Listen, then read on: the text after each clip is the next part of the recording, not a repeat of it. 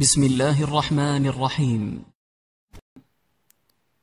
و این چنین وقتی که به دولت عباسی نظر میکنید در عصر در سالهای 334 هجری میبینید که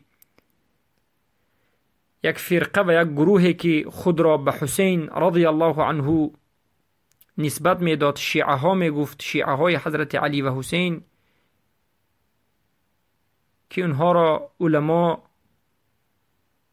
بویهیین نام گذاشته اند. بویه خیانت زیادی را در حق اهل سنت و الجماعت به جا آورد. عادتا این گروه بویهی از سرزمین فارسی ها بود که یکش ابوالحسن علی داشت، دیگرش ابو علی حسن نام داشت، سیمش ابوالحسین احمد نام داشت که این احمد لقبش بمعز الدوله بود. به عراق هجوم میکنند و خلافت عباسی را به دست میگیرند و بعضی از اقلیم ها را به دست میگیرند به مانند اصفهان، عراقان، شیراز و به نهایت این فرزندان بویه آشکار و مشهور می شوند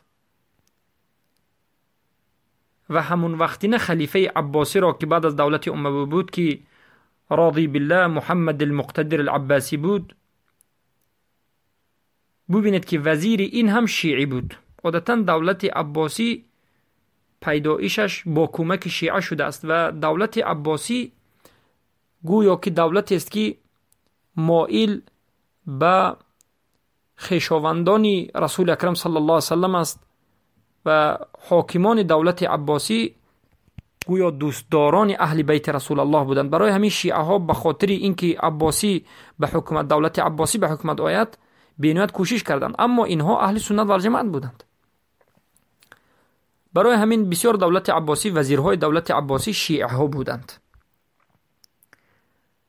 و این محمد المقتدر العباسی وزیر این هم شیعه بود. ابو علی محمد ابن علی نام داشت و این هم یک برنامه ریزی می کند و می خواست که دولت عباسی شکست خورد و به جایش یک دولت شیعه بیارد و کوشش کرد و در آخر در حقیقت نتیجه هم پیدا کرد و همین بویهی فارسی ها را دعوت کرد و بویهی ها کتاب نوشت و اونها را به بغداد دعوت کرد و حال خلیفه عباسی که بینیات حال ضعیف داشت، یعنی دولت بینیات ضعیف که شده بود، حالش را بیان نمود. یعنی رافضه شیعه که وزیری سنی بود نوشت به این فارسی های شیعه که بیایید ما به شما دروازه ها را میکشیم و حالت این دولت ضعیف است.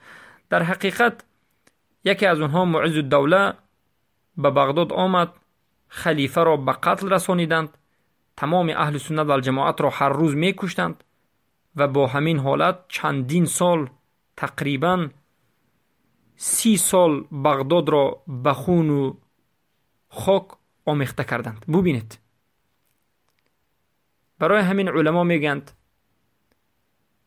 شیعه ها از روز پیدایشش تا امروز شمشیر را به سوی کافر نبرداشته اند و نکشیده اند و یک قطره خون کافر را نریزانیده اند، بلکه شمشیر کفار با همراهی شمشیر شیعه هست و شیعه ها همیشه با همراهی کفار مسلمانان را به قتل رسانیدند، اهل سنت و الجماعت را به قتل رسانیدند. در این طول 1000 سالی که شیعه وجود دارد، همیشه شیعه ها اهل سنت را به قتل رسانیدند، همیشه شیعه ها دولت مسلمانی را نابود کردند، هیچ بار ضد کفار نجنگیدند و یک وجب خاک زمین را از کفار به دست نآوردند. این تمام خلیفه بزرگ عثمانی که ما میبینیم از مشرق تا به مغرب، بزرگترین دولت روی دنیا، همه اش این فتوحات اهل سنت و الجماعت بود. همه این زمین را و همه این منطقه ها را اهل سنت و الجماعت، اولشان صحابه، فتح کرده بودند. اما رافضه در درون این دولت اهل سنت و الجماعت فقط به قتل کشتار منطقه از منطقه اهل سنت و الجماعت مشغول بود.